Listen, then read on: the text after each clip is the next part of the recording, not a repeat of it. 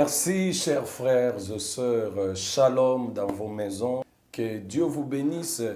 Chers amis, je crois que c'est depuis un temps, nous avons eu la grâce de mettre à votre disposition cette chaîne Message du Salut officiel. Je crois que je suis en train de parler depuis un temps à ce qui concerne le grand thème, la guerre apostolique. La guerre apostolique consiste à parler du combat de la foi. Pourquoi? Parce que les apôtres n'ont pas combattu pour l'argent, n'ont pas combattu pour le pouvoir de ce monde, mais ils ont combattu pour garder la véracité des Écritures. C'est ça, au fait, le combat de la foi. Et ils ont combattu jusqu'à garder la vérité de l'Église. N'ignorez pas que depuis le temps, le diable ne cherche qu'à détruire la vérité de la parole de Dieu. Or, la foi vient de ce qu'on entend. Et ce qu'on entend vient de la parole de Christ. Romains 10, 17. Il faut avoir la précision lorsque vous parlez des choses de Dieu. Pourquoi la parole de Christ? Pourquoi? Parce que Christ est venu établir une nouvelle alliance pour sauver l'humanité. Alors, c'est pour cela, l'apôtre Jean, qui a longtemps vécu, il a vu naître les faux prophètes sous ses yeux. Et il a compris de quel esprit ces prophètes étaient animés. 1 Jean chapitre 4, versets 1 à 3. Nous allons lire le chapitre pour avoir la précision. Je lis. Bien-aimés, n'ajoutez pas foi à tout esprit, mais éprouvez les esprits pour savoir s'ils sont des dieux. Car plusieurs faux prophètes sont venus dans le monde. C'est l'apôtre Jean qui nous parle. Lui qui a vécu longtemps. Il nous démontre comment est-ce que les faux prophètes sont venus dans le monde. C'est sous ses yeux, il les a vus. Maintenant, il est en train d'avertir l'Église. Il est en train d'avertir le croyant. Il dit, bien-aimés dans le Seigneur, n'ajoutez pas foi à tout esprit. C'est pour dire qu'il n'y a pas seulement le Saint-Esprit qui agit sur la terre, il y a aussi d'autres esprits qui agissent sur la terre. Dans le verset 2, il dit, reconnaissez à ceci, l'Esprit de Dieu, tout esprit qui confesse Jésus-Christ venu en chair est de Dieu. Et tout esprit qui ne confesse pas Jésus n'est pas de Dieu. C'est celui de l'Antichrist, celui de l'Antichrist dont vous avez appris la venue et qui maintenant est déjà dans le monde. Vous voyez? Vous pouvez parler de l'Antichrist. Que l'Antichrist est là, l'Antichrist va venir. Mais l'apôtre est en train de décrire l'esprit d'Antichrist. Si vous trouvez un prédicateur, si vous trouvez un apôtre, si vous trouvez un prophète, un docteur, pasteur, évangéliste qu'il soit, s'il ne parle pas de Jésus-Christ né en chair, pendu au bois, ressuscité le troisième jour, monté au ciel par la puissance du Saint-Esprit, donc cet homme n'est pas de Dieu. Alors, les gens peuvent te dire, je suis inspiré. Mais de quelle manière il est inspiré, frère? Parce qu'on parle des esprits. N'ajoutez pas foi à tout esprit. Pour ceux qui nous suivent, j'ai déjà donné le verset de base. C'est 2 Corinthiens chapitre 10, à partir du verset 3, tu peux lire, où l'apôtre Paul dit, si nous marchons selon la chair, nous ne combattons pas selon la chair. Donc le combat n'est pas charnel. Le combat n'est pas philosophique. Le combat n'est pas scientifique. Mais le combat est basé sur les Écritures. Pourquoi? Parce qu'il parle des armes spirituelles. Cela prouve que les apôtres ont combattu pour garder l'enseignement du Christ. Et c'est cet enseignement que le diable est en train de vouloir déformer. L'apôtre parle des esprits. Donc il y a des esprits dans ce monde qui ne sont pas esprits de Dieu.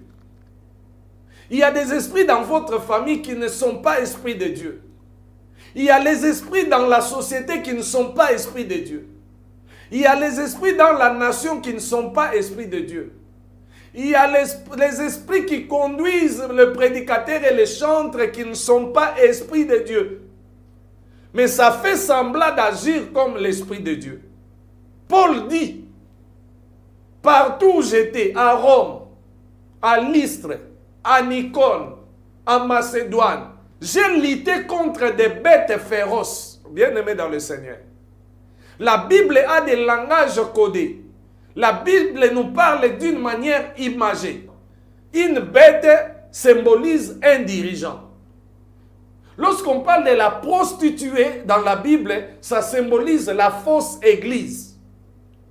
Et lorsqu'on parle d'une vierge, on parle d'une église pire du Christ. Vous voyez ça? Donc c'est comme ça, lorsque vous allez découvrir ces choses, alors vous ne pouvez pas sombrer dans votre foi.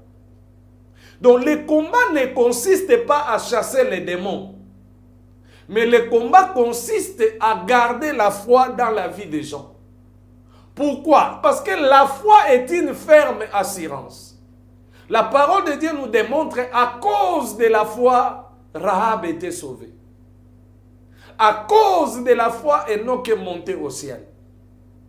À cause de la foi, Abraham a eu Isaac. À cause de la foi, Abel a offert à Dieu un sacrifice excellent. Bien-aimés dans le Seigneur, ce ne sont pas les démons qui doivent occuper la première place dans nos prières. Pourquoi? Parce que les apôtres ne combattaient pas contre les démons, ne combattaient pas contre, soi-disant, la malédiction. Les apôtres combattaient contre les esprits humains qui pouvaient retenir la vérité de Dieu captif. Voilà pourquoi les apôtres étaient munis de la puissance, ils étaient revêtus de l'autorité pour renverser les forteresses, pour renverser les idéologies, bâtir de grandes structures de Dieu dans la vie des humains et de la société. Tout esprit qui voulait amener l'apostasie au milieu du peuple était la cible des apôtres. C'est pour cela que nous parlons de la guerre apostolique. N'ajoutez pas foi à tout esprit. Ce n'est pas parce qu'il a prêché, il a réuni 4000 personnes qu'il est serviteur de Dieu. Non!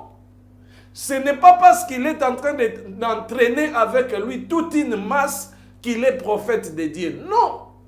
Ce n'est pas non plus parce qu'il a parlé des choses avec précision, il a prophétisé même la couleur esquissée de mon caleçon, soit des chaussettes que je porte, qu'il est de Dieu. Non! L'apôtre Jean qui a vécu longtemps, il a compris qu'il y a des faux prophètes qui sont venus dans le monde, dont vous avez entendu qu'ils doivent venir. Et maintenant, ils sont déjà là. Mais reconnaissez maintenant le vrai et le faux. Donc, le critère que l'apôtre Jean nous donne pour reconnaître le vrai et le faux, c'est la manière d'enseigner. La manière de transmettre la foi aux gens. Les apôtres ont transmis la foi par la véracité des Écritures qu'ils ont reçues de Dieu par Jésus-Christ. C'est pour cela l'apôtre Paul, quand il parle des Écritures dans 2 Timothée 3,16, il dit « Toute Écriture est inspirée de Dieu pour corriger, pour convaincre, pour enseigner, afin que l'homme s'applique convenablement. » Donc, bien aimé, le combat qui nous guette en ce moment ici, ce n'est pas le combat de chasser les démons, c'est le combat de connaître et de découvrir les prédicateurs d'Antichrist. Il faut découvrir les chantres d'Antichrist, découvrir les exhortateurs d'Antichrist, découvrir les politiciens d'Antichrist, découvrir le président d'Antichrist. Nous, les enfants de Dieu, nous avons ce pouvoir de les reconnaître. Et nous pouvons les reconnaître que par leur manière de faire les choses. Jésus a dit, vous connaîtrez l'arbre par ses fruits. C'est par là que je suis en train de dire, ce ne sont pas les dons ministériels qui est important. Ce sont les fruits de ces dons qui est beaucoup plus important. Tous ces fruits-là consistent à prôner les valeurs de Dieu. Et l'apôtre Jean est en train de nous éveiller là-dessus. Voilà, chers amis, ce qu'est la guerre apostolique. Tu ne dois pas ajouter foi à tout esprit. Donc ne soyez pas beaucoup plus crédule. Il faut seulement entrer dans l'exercice de l'étude pour connaître le vrai et le faux. C'est le moment où l'ivraie et le blé sont en train de croître ensemble. Jésus a dit dans Matthieu 13, il dit n'arrachez pas, laissez-les croître. C'est la connaissance qui va t'amener à découvrir les satanistes, à découvrir les occultistes, à découvrir le faux. C'est la connaissance. Pourquoi? Parce que partant de la croissance de ces deux espèces, le Seigneur savait que ça finira par donner au fait sa vraie nature. Si la personne commence le ministère aujourd'hui, ce n'est pas un problème. Le problème, c'est là où il va se finir avec son ministère. On ne parle pas des faux parce qu'il prêche mal. On ne parle pas d'un faux prophète parce qu'il n'a pas atteint son objectif dans la prophétie. On parle des faux selon les Écritures lorsqu'ils ne fonctionnent pas selon le dire de Christ. Vous voyez, chers amis. Alors, continuez à nous suivre dans cette tranche, message du salut officiel. Vous ne serez pas déçus si vous vous abonnez. Faites abonner vos frères. Et à chaque fois qu'il y aura de nouveaux numéros, pour que la cloche vous signale et de suivre la suite de nos enseignements bien-aimés dans le Seigneur. Il dit, tout esprit qui ne confesse pas Jésus-Christ né en chair.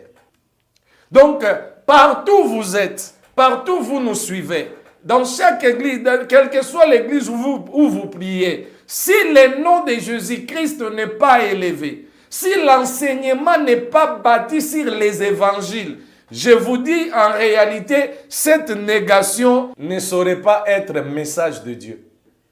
Si vous trouvez déjà dans votre environnement, dans votre prophétie, dans votre doctrine, le nom du Christ est omis. Si vous trouvez dans votre religion, quelle que soit sa grandeur et le nombre de gens qui adhèrent, si on ne parle pas de Jésus-Christ, vous êtes déjà en train de sombrer. Même si ce message est sophistiqué, bien-aimé dans le Seigneur, je vous dis que ça ne serait pas le message de Dieu. C'est ça, la guerre apostolique. Voilà, chers amis, vous qui venez de nous suivre, à partir de maintenant, restez branchés à cette chaîne Message du salut officiel pour bénéficier des seconds numéros. Et je vous dirai que dans les numéros qui vont venir, je vais parler maintenant en profondeur à ce qui concerne les esprits. Je vais détailler les esprits et ne manquez pas ces nouveaux numéros. Que Dieu vous bénisse. Je vais prier avec vous. Père Céleste, je viens pour communiquer une vérité et cette vérité, c'est ta parole. Et ta parole nous affranchit. Ta parole nous sanctifie, Maître. Ta parole nous rend heureux. Ta parole nous délivre du malin. Voilà pourquoi, à partir de maintenant, je prie pour mon frère, ma soeur. S'il n'était pas dans un véritable combat de la foi, je l'engage par ces messages à commencer à bâtir sa foi, à commencer à combattre pour la foi au nom puissant de Jésus. Que tous les esprits d'égarement, tous les esprits de l'antichrist, tous les esprits de la séduction qui ne confessent pas Jésus, malgré sa beauté, que cela tombe au nom de Jésus-Christ. Père, merci pour ce que tu as fait dans la vie de mon frère et de ma soeur. Et nous te recommandons la suite au nom du Christ. Amen. Que Dieu vous bénisse. C'était là le pasteur Azaf. Et je vous retrouverai dans les jours qui viennent, toujours dans cette chaîne. Ciao et que le Tout-Puissant vous soit favorable.